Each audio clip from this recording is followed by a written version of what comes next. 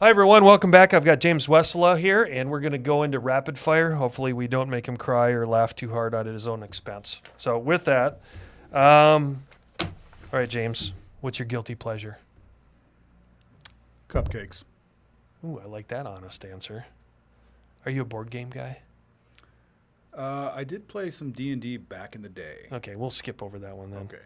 Okay. Hey, do you have like a most memorable year in your life? Like something that just like, oh yeah, it was 20 whatever. And if you do, why? If not, we can skip it.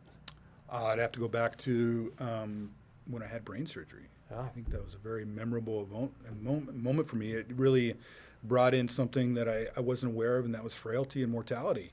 I was a young man and full of it, and I thought I could It humbled you, endure didn't it? anything, and it really humbled me and even put a little bit of fear into me, something that previously I didn't really have. Do you think that is fear healthy? Yes, fear is healthy. I think a little bit of fear is healthy, but if you obsess over it, just like anything you obsess over, it becomes unhealthy. So if you can share with the audience, we don't need to go into the specifics of the how and the what and the why, but what did you garnish out of the back of that? Is the whole experience as a human being? I think I garnered in that life is fragile, and you got to live it to the fullest. Well said. What skill do you think everyone should have? Conversation. I'm glad you said it.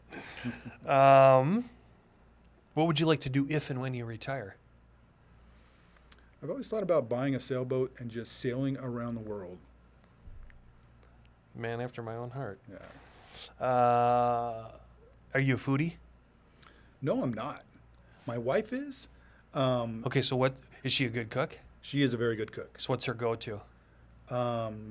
She makes this amazing broiled broccoli or baked broccoli, and baked Brussels sprouts, Ooh. which is just delicious. Like, I've never had broccoli or Brussels sprouts that I like, but she makes them in a way that they're delicious. And this is not derogatory, but I grew up in a household where my mom worked and my father worked, and there wasn't a great deal of time to cook meals. And the meals themselves were sufficient to keep us alive, but I think that led me to not be a foodie.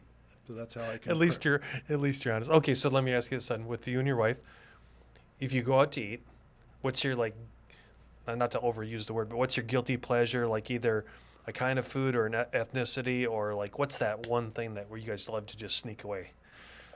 We love to get sushi whenever we can. There you go. That's the answer I was looking for. Yeah. Do you have a favorite quote? I do, but it just left my brain. Okay, don't worry about it. Okay. Okay. Nike, just do it. There you go. Okay, this one's different. Just think of the first thing that comes to your mind, and not the brain situation. But what was your fondest memory as a child? Going to a construction site with my father. Awesome. By the way, did he end up working his entire life with Bechtel? Yes, he did. Wow, that's Yeah. pretty awesome. Yeah. I assume he's retired by now. He's passed away. Oh, but he passed. yeah. Okay, Yeah. got it. Favorite ice cream flavor? I might have to go basic and just go vanilla. Oh, anything on the top? No. Well, that's the thing, is you can add anything to that. There you go. Hey, what occupation, other than what you chose, do you think you would have been good at or destined for? I don't know if I have the correct answer for that, but as a child, I always wanted to be a truck driver. I thought the open road as my office would be so alluring and I romantic. love that answer. Yeah. I love that answer. I've got some friends that might want to talk you out of it, though, based on what I see that they describe. I think we've kind of answered this, but I think the audience would appreciate maybe a different perspective on this. What do you think your industry will look like in another 5 to 10 years? I think the lines between different disciplines will begin to blur, and we'll see design and construction meld in some ways, as well as the engineering and design. I think a lot of those will begin to bleed into each other. I think that's a fair assessment. I do. Who's your favorite person in the world right now, and why? Like, think more. Pardon me. Time out. Yes, you'd probably say your wife because that's what everyone says. But think more of like that mentor-protege role, if you can answer it in that context. Like, who's your favorite person in that light? Well, historical figure, I would say John Fitzgerald Kennedy. Oh yeah. Yeah. I have several mentors in my life, and I need a committee to keep the one in my head quiet. So Okay. I have several. So Do you mind sharing the JFK experiences of what's transformative about him with you personally? I'm going to go back and answer the quote question. Say, ask not what you can do for what your country can do for you, but what you can do for your country. That idealism of service and helping our fellow man. Yeah. Couldn't agree with you more. What would you like to be remembered for?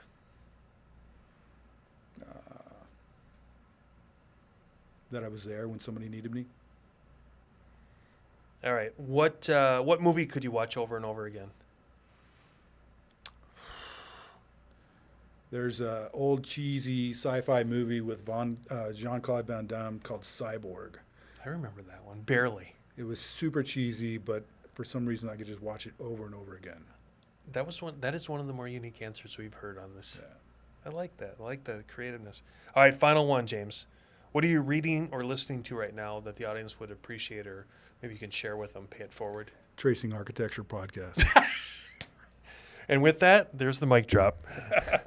All right, rapid fire is concluded. Thank you, James. Thank you, JJ.